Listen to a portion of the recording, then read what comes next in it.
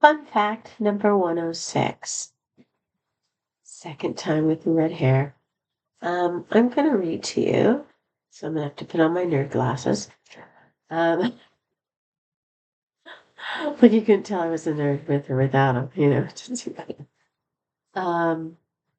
So I'm going to read you 4 poems. They were written over time. They're poems that I wrote about war.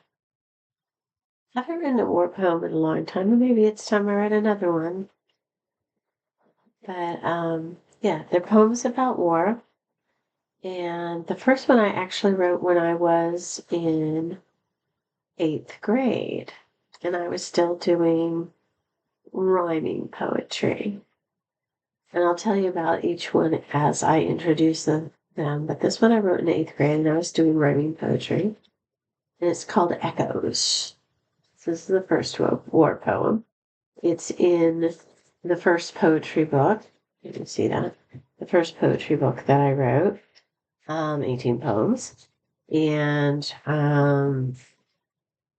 that's why I say the first poetry book specifically is an acquired taste, because there's some lighter poetry and some illuminating poetry and some storytelling poetry, and then there's the war poems. So here we go.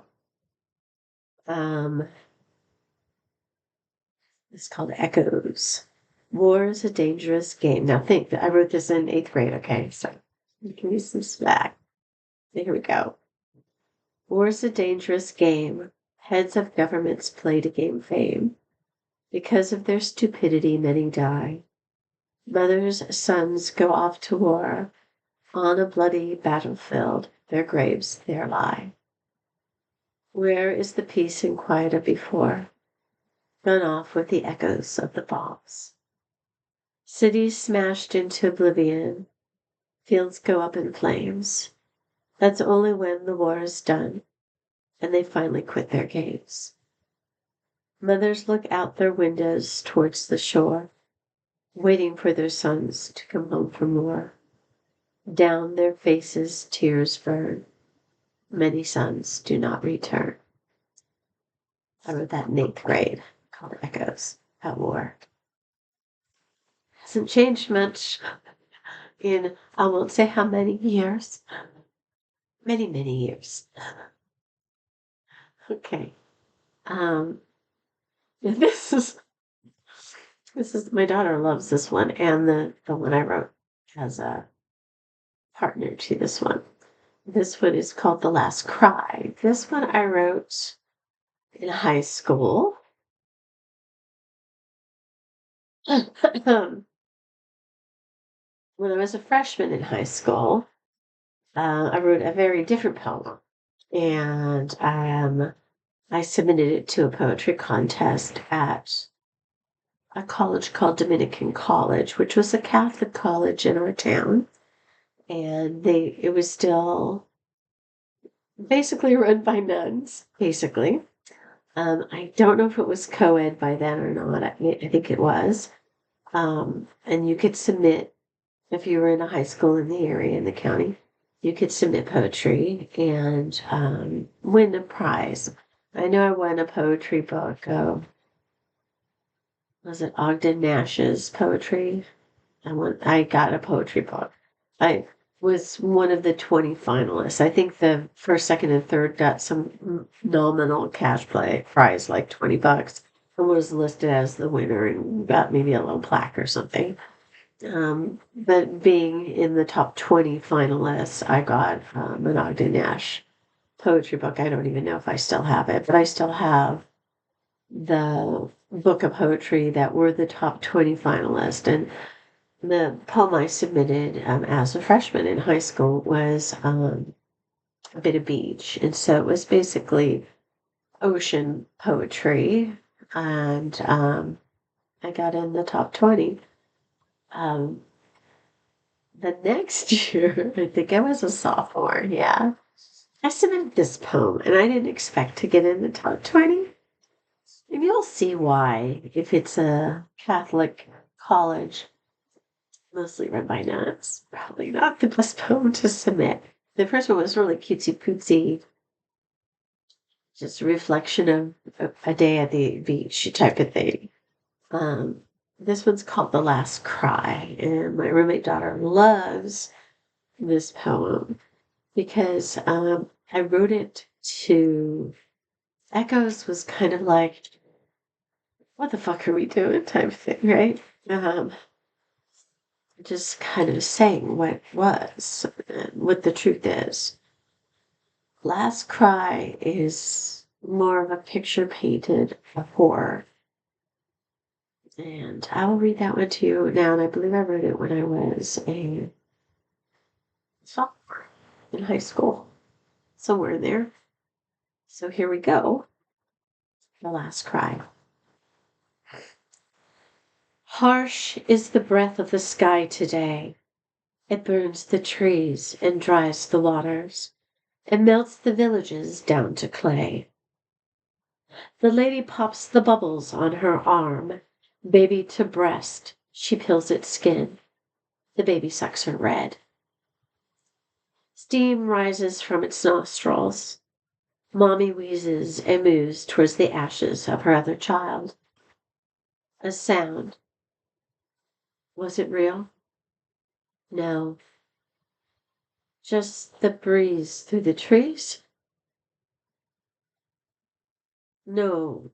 Green. The river's flowing. No blue. The deep red of the earth and the sky, the earth cracking. Was the name of the man my Crispy?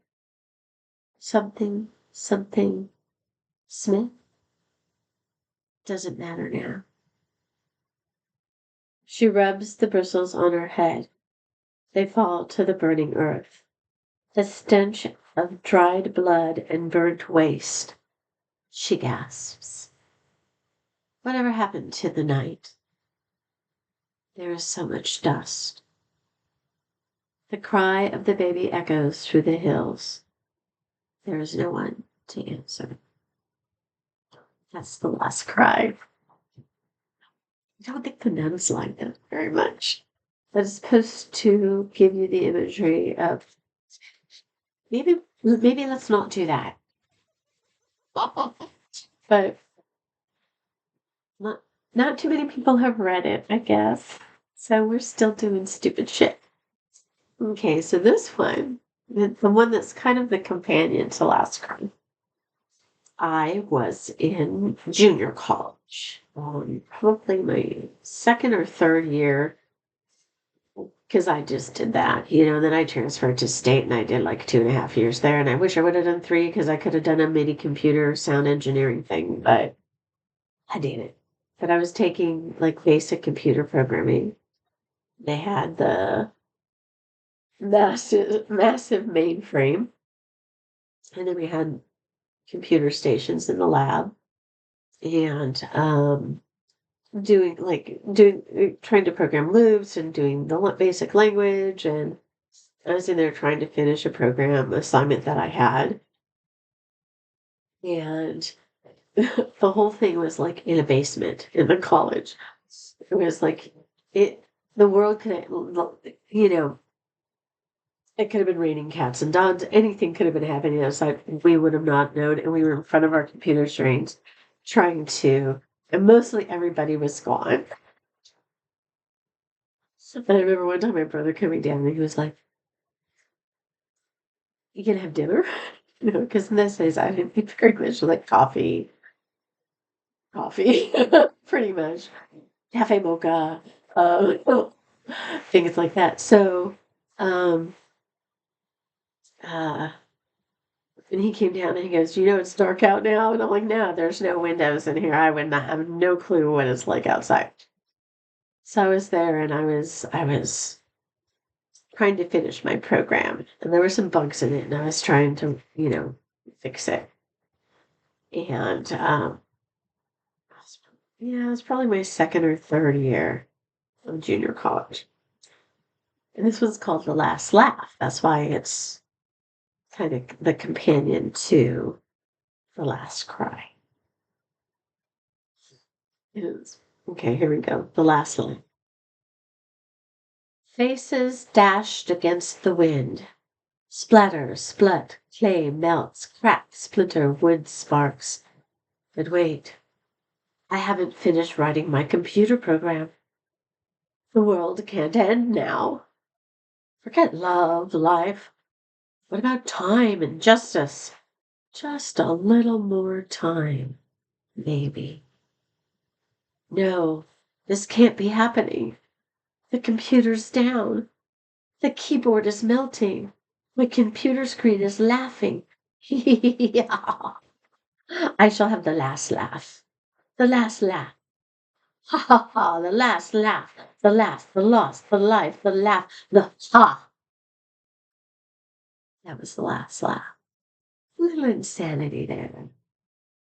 Because what we stress in life sometimes is not the most important thing. When the world is ending, are you going to try to be productive and finish the task? Or are you going to want somebody's hand to hold and guide, melt into each other, and it all comes down? You to stay in front of your computer screen, listening to me read you 4 poems about war and the end of the world, pretty much.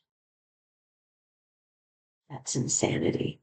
Thus the last laugh. Now the other one, we're going back in time. Excuse me, I'm going to sneeze.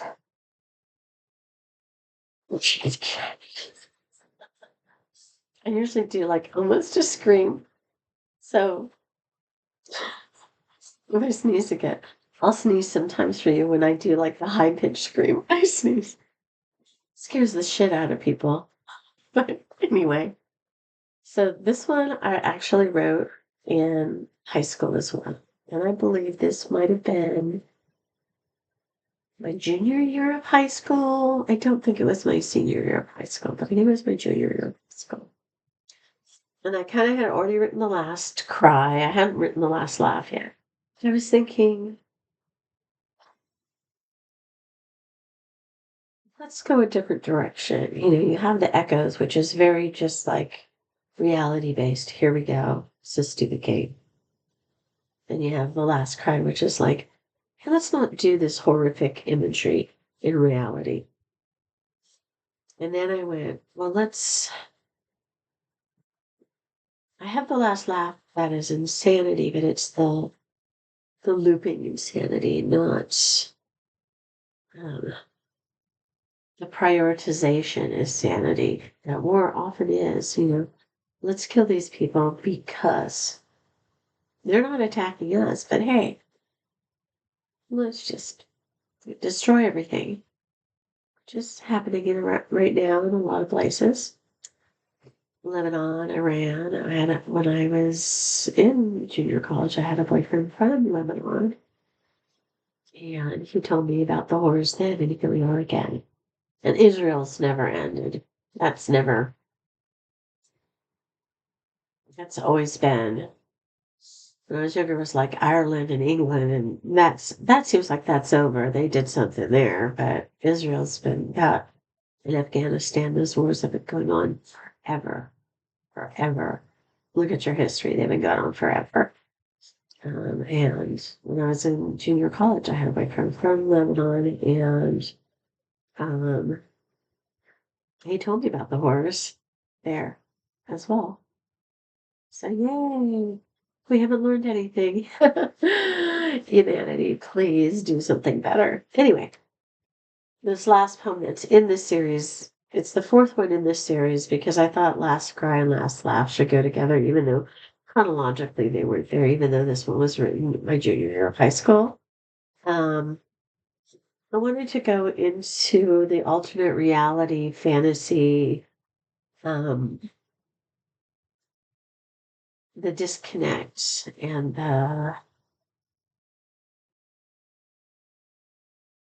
you know, that kind of insanity where it's a disconnect and you don't really see the truth It's almost like if you've always tried to see the beauty in everything, and you're still trying to find what is beautiful, and then you alternate reality it because, yeah. So here we go. It's called WW because at that time I always thought, well, they had World War One, World War Two. And if you're going to have any more world wars, why don't you just call it WW all the time? Instead of even numbering, it was like kind of like a WW dot dot dot infinity, right? So I called it WW. It ended up being in the high school yearbook in the creative arts section. A lot of my poetry got put here and there, but this one ended up in the high school yearbook. And I don't even know if they knew what it was about. But hey, anyway. So here's WW, junior year of high school. After writing Last Cry, trying to find another way to describe war, and I went fantasy. So let's see what you think. WW. Cotton-stained windows, misty days of forgotten times. Why couldn't you remember? Weren't you there? Didn't we share our lives? Or was it just a dream? Can't fly now, can you? You tried. That's what heroes are for. Was I your hero? Rainbow dreams? A crazy unicorn. Pegasus flew away last night. I cried. Oh, dark night. Were there sweet enemies? Purple moon? Red rivers would drench the earth with death revivals. Much more poetic, softer. You can see this light insanity. The night, Pegasus flew away last night is the time, and oh, Dark Night is Kinight. It's about also play on heroes. And how sometimes you hear even now that people are saying, um, saying people are heroes when they're not. Placing importance on heroes. We wouldn't need heroes if people were crappy and didn't kill each other. You wouldn't need heroes, would you? To save the world? If we all saved the world ourselves? And were there sweet enemies? Yes, there were.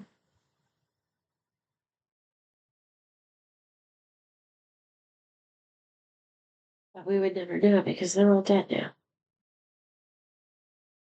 You know how I talk about, looking for a soulmate and all the things I'm struggling with and trying and trying and trying to do. And then you get, what if your soulmate is somebody in Lebanon whose whole town has been blown up and they're dead now?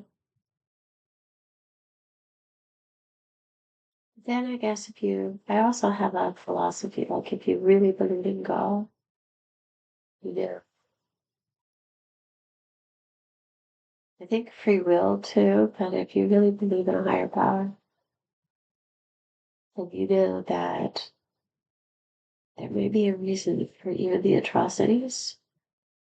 I think it's because we need to friggin' learn, and we haven't learned yet. I mean, if you look at history, we have not learned.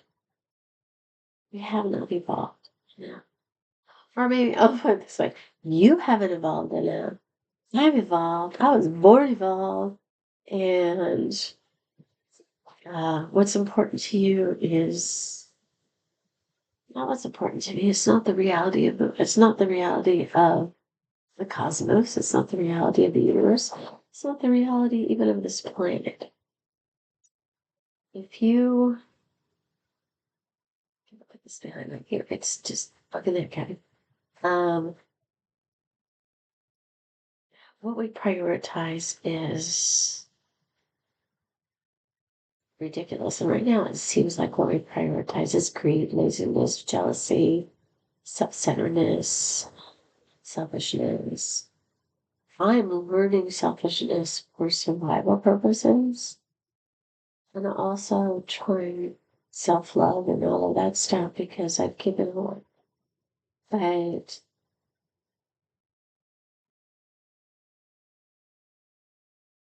we have to evolve. We have to evolve.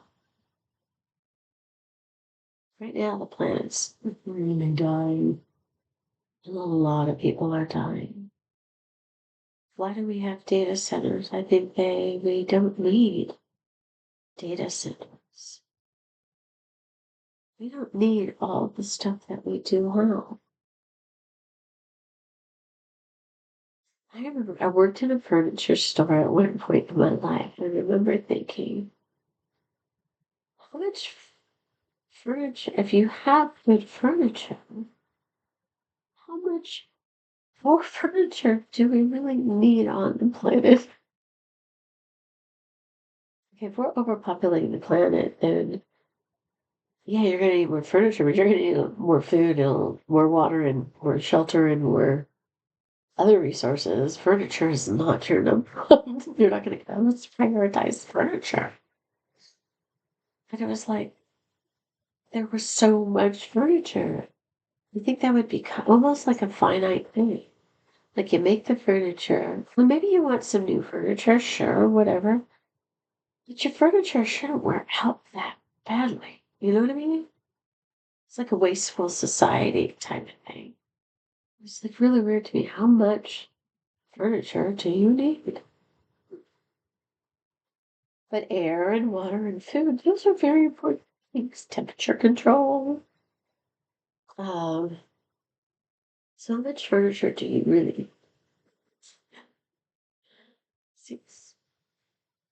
You should be able to fix things, right? Anyhow, that's not what this fun fact was about, which was fun fact 106. It was four, um, four poems about war. Let me know which one's your favorite. I'm sure it's not The Last Laugh, unless you like horror, or unless you're like, yeah, shock me into going, yeah, maybe we shouldn't be killing people and destroying cities and dropping bombs everywhere and polluting everything. Let me know which one's your favorite. And thanks for joining for me and on my reading time today. The Four War Poems. Ciao, Bellas.